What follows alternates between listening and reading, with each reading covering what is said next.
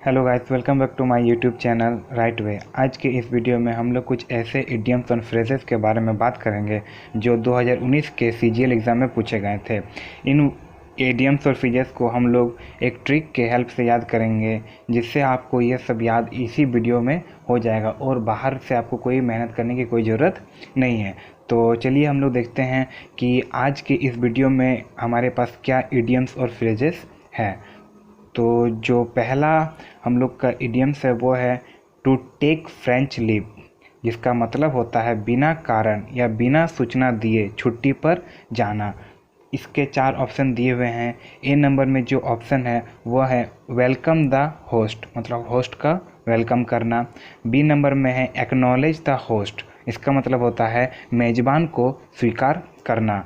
सी number में है leave with written permission, मतलब आप छुट्टी कर रहे हैं पर एक आप लिखित परमिशन ले रहे हैं, लिखित सूचना दे रहे हैं, ठीक है। और जो डी नंबर में है वो है लीव विथ एनी इंटीमेशन, ठीक है।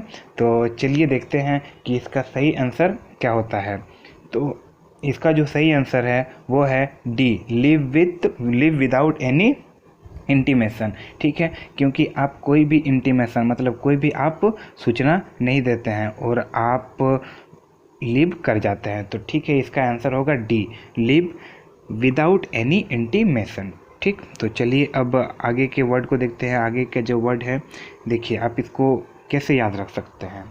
इसका याद रखने का सबसे अच्छा टेक्निक ये है कि फ्रेंच, जैसे अंग्रेज हमारे देश में आए थे उसी तरह फ्रेंच भी हमारे देश में आए थे और बिना सूचना दिए मतलब बिना बताए हम लोग पर सरकार चलाने लगे थे। वे हम लोग पर एक्चुअली आए थे बिजनेस करने, भारत आए थे, उनका मेन मोटिव था बिजनेस करना, पर वो धीरे धीरे यहाँ पर बस के यहाँ पर सरकार चलाने लगे। तो इस तरह हम लोग याद कर सकते हैं कि फ्रेंच बिना सूचना दिए सरकार चलाने लगे थे, ठीक है। तो जब हम लोग का आगे वर्ड है वो हम देखते हैं। आगे जो इडियम्स है वो है आ हार्ड नॉट टू क्रैक, मतलब एक जटिल समस्या जिसको हल करना संभव नहीं हो।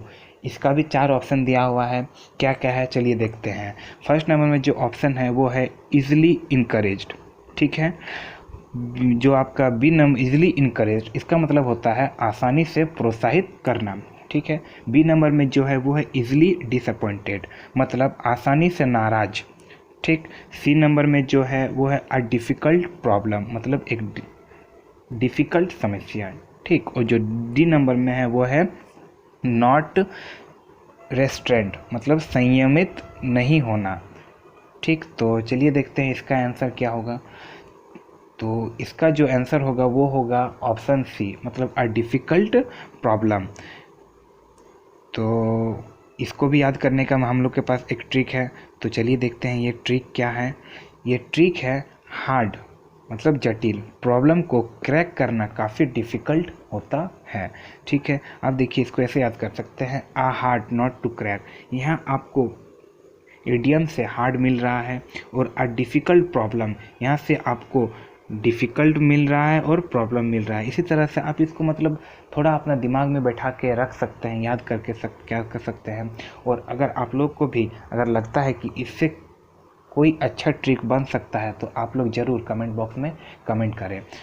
तो चलिए अब आगे जो वर्ड है वो देखते हैं। आगे जो हम लोग का इडियम्स है वो है आ स्नैक इन द ग्रास, मतलब एक छुपा हुआ शत्रु, ठीक है। आ स्नैक इन द ग्रास, तो इसका भी 4 ऑप्शन है। 4 ऑप्शन क्या क्या है चलिए देखते हैं। ए नंबर में है डिफ़िकल्ट टू फाइंड, ठीक। बी नंबर में है आ वेल विशर, मतलब एक शुभ चिंतक। सी नंबर में है आ गुड फ्रेंड, तो एक अच्छा फ्रेंड। और डी नंबर में है आ सीक्रेट एनिमी, मतलब एक छुपा हुआ एनिमी। तो ठीक, आप देखिए इसको याद कर कैसे रख सकते हैं। आ स्नेक इन द ग्रास, मतलब ग्रास में अगर कोई भी स्नेक है तो वो आप नहीं जानते हैं पर वो आपको काट सकता है अगर आपका पैर वहाँ पर पहुँच गया, मतलब वो एक छुपा हुआ शत्रु है। इस तरह आप इसको याद कर सकते हैं। तो देखिए इसका सही आंसर होगा D number, a secret enemy. इसको भी याद करने का एक ट्रिक है। चलिए हम लोग इसका याद करने का कोई ट्रिक नहीं, इसका याद करने का ट्रिक हम आपको बताएं कि एक छुपा हुआ शत्रु ही होगा स्नेक इन द ग्रास। तो इसके आगे जो इडियम है वो उसके बारे में हम लोग चर्चा करते हैं। आगे जो इडियम है वो है ऑन थैंक्स मेयर, इसका मतलब होता है पैदल, ठीक है। तो इसका भी 4 ऑप्शन है। जो पहला नंबर ऑप्शन है वो है on a lion, B number जो ऑप्शन है on a elephant, C number option है ऑन फुट और डी नंबर है ऑन आ बाइसाइकिल। आप लोग को तो समझ में आ ही गया होगा कि इसका आंसर तो सी होगा, पैदल, ऑन सैंक्स मेयर का मतलब आंसर होगा सी, ऑन फुट। ठीक है, इसका आंसर हो जाएगा ऑन फुट। तो चलिए अब इसका एक ट्रिक है वो याद करते हैं। देखिए मेयर, मेयर मतलब होता है घोड़ी, और घोड़ी या घोड़ा ये सब कैसे चलता है, पैदल चलता है। तो इसी तरह आप इसको याद करके रख सकते हैं। तो अब आगे बढ़ते हैं। आगे का जो वीडियम है यह है blow one's on trumpet, trumpet, blow one's on trumpet. ठीक है, मतलब स्वयं की बड़ाई करना। ठीक है, स्वयं के बारे में बहुत बोलना, बहुत अच्छा बोलना, इसका मतलब होता है ब्लो वंस ऑन ट्रम्पेट। इसका भी 4 ऑप्शन है। 4 ऑप्शन क्या क्या है चलिए देखते हैं। फर्स्ट नंबर में है फ्लो अदर्स, मतलब दूसरों को फ्लो करना, तो ये तो होगा नहीं। बी नंबर होगा प्रेज ऑन सेल्फ, ठीक है, इसका मतलब होता है स्वयं की प्रशंसा करना। डी नंबर में है आपका कैंडम अदर्स, मतलब दूसरों की निंदा करना। और डी नंबर में है बी सेल्फ रिलियंट, मतलब आत्मनिर्भर बनना। तो इसका जो सही आंसर है वो है बी, प्रेज ऑन सेल्फ, मतलब स्वयं की प्रशंसा करना, स्वयं की बड़ाई करना और स्वयं की प्रशंसा करना, बिल्कुल एक जैसा है। तो इसका जो ट्रिक है वो आप लोग एलिमिनेशन मेथड की तरह से आप इसका आंसर निकाल सकते हैं। एलिमिनेशन मेथड तो आपको लोग को पता ही होगा कि जो आंसर नहीं होगा उसको छाँटते जाएं और जो सही आंसर होगा वो आपको मिल जाएगा। तो चलिए अब जो इससे पहले इसके बाद जो इडियम्स है उसके बारे में देखते हैं। इसके बाद जो इडियम है वो है स्पिल द बीन्स, मतलब रहस्य उजागर कर देना। ठीक है, इसका भी 4 ऑप्शन है। क्या क्या ऑप्शन है चलिए देखते हैं। ए नंबर में परफॉर्म मैजिक, मैजिक परफॉर्म करना, नहीं होगा। बी नंबर में वर्क हार्ड, ये भी नहीं होगा। सी नंबर में वेस्ट मनी, ये होगा क्या। डी नंबर में होगा गिव अवे आ सीक्रेट। तो चलिए देखते हैं इसका क्या आंसर है। तो इसका जो सही आंसर है वो है डी, गिव अवे आ सीक्रेट। ठीक है, तो इसको आप लोग याद कैसे कर सकते हैं। देखिए, इसको याद करने का एक ट्रिक बनाए हैं कि बीन्स, बीन्स मतलब होता है फलियाँ। ठीक है, तो फलियाँ या मटर देखें हैं, मटर का जो बाहरी परत को हटाते हैं या गिरा देते हैं, गिराना मतलब होता है स्पिल, गिरा देते हैं तभी ना अंदर से मटर निकलता, मतलब सीक्रेट बाहर निकलता है। उसी तरह आप लोग याद करके रख सकते हैं कि give away the secret, give away मतलब आप निकाल रहे हैं, या बीन्स को निकालने के लिए स्पिल कर रहे हैं, मतलब आप गिरा रहे हैं। तो सीक्रेट कैसे निकल रहा है, अंदर का सीक्रेट कैसे निकल रहा है, आप स्पिल कर रहे हैं, आप उसके बाहरी परत को स्पिल कर रहे हैं, मतलब गिरा दे रहे हैं। तो इसी तरह से आप इसको भी याद करके रख सकते हैं। और इसके बाद जो इडियम्स है वो है बैक टू स्क्वायर वन। ठीक है, किसी स्थिति का पुरानी शुरुआती दशा में पहुंच जाना। इसके भी 4 ऑप्शन है। जो पहला ऑप्शन है वो है नेग्लेक्ट समथिंग। जो दूसरा नंबर में ऑप्शन है वो है come to the original point. जो सी नंबर में है वो है ड्रॉ आ स्क्वायर, और जो डी नंबर में वो है मूव अहेड। तो इसका जो सही आंसर होगा वो क्या होगा चलिए देखते हैं। इसका जो सही आंसर होगा वो होगा B, move to the original point, मतलब ओरिजिनल पॉइंट में आना। ठीक है, तो इसको याद करने का क्या सही तरीका है। तो देखिए, इसको याद करने का सही तरीका है स्क्वायर। स्क्वायर का मतलब हम लोग को पता है वर्ग होता है, ठीक है, पर स्क्वायर का मतलब वर्ग के साथ साथ मैदान भी होता है। तो देखिए, हम लोग इसको कैसे याद करके रख सकते हैं। Back to the square one, मतलब स्क्वायर मतलब मैदान, मतलब मैदान में वापस आना, मतलब अपने पुरानी स्थिति में वापस आ जाना। ठीक है, या अपने ओरिजिनल स्थिति में, ओरिजिनल पॉइंट में वापस आ जाना। इस तरह आप इसको याद करके रख सकते हैं। तो इसके बाद जो इडियम है वो देखते हैं, वो है डिड हेट, मतलब एक ऐसी नज़दीकी प्रतियोगिता जिसमें प्रतिद्वंदी गुणों में समान हो, मतलब दोनों प्रतिद्वंदी दोनों का गुण समान है।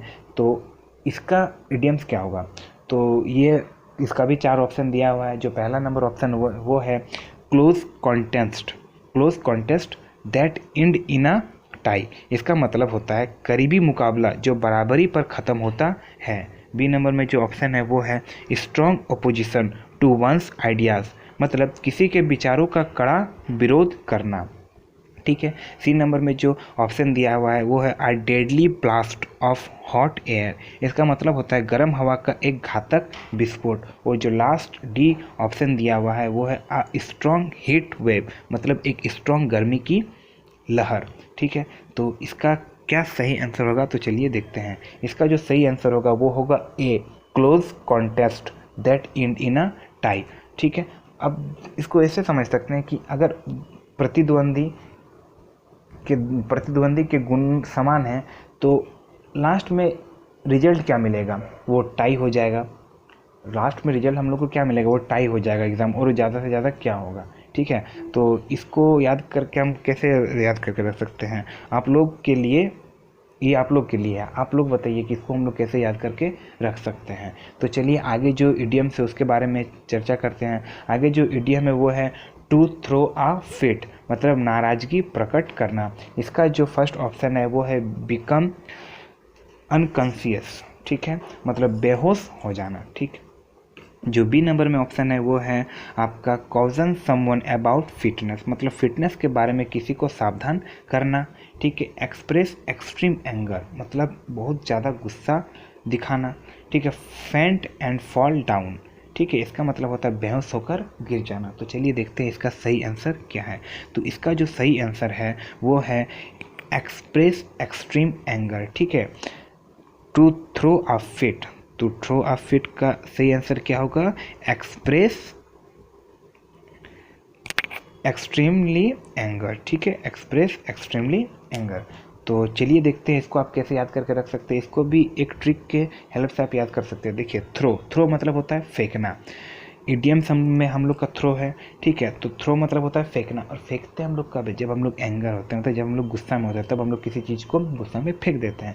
तो इसी तरह आप इसको याद करके रख सकते हैं। और आज की वीडियो का हम लोग का लास्ट इडियम है ब्रिंग टू लाइट, मतलब प्रकाश में लाना या उजागर करना। इसका भी 4 ऑप्शन है, रिवील क्लियरली, बी नंबर में चीयर समवन, सी नंबर में प्रेज इन पब्लिक, और बी नंबर में है ब्राइटन अप, मतलब रोशन करना। ठीक है, तो आप लोग को तो इसका आंसर पता चल ही गया होगा कि ब्रिंग टू लाइट का सही आंसर होगा रिवील क्लियरली, जो हम लोग का ए नंबर ऑप्शन में है, रिवील क्लियरली। तो ठीक है, तो आज के वीडियो के लिए बस इतना ही था। आई होप आप लोग को ये वीडियो अच्छा लगा है। अगर आप लोग को वीडियो अच्छा लगता है तो प्लीज़ हमारे चैनल को सब्सक्राइब करें, लाइक करें और कमेंट करें, जिससे हम लोग को और मोटिवेशन मिलेगा इसी तरह का और वीडियो बनाने के लिए। तो आज के लिए बस इतना ही। थैंक यू, मिलते हैं।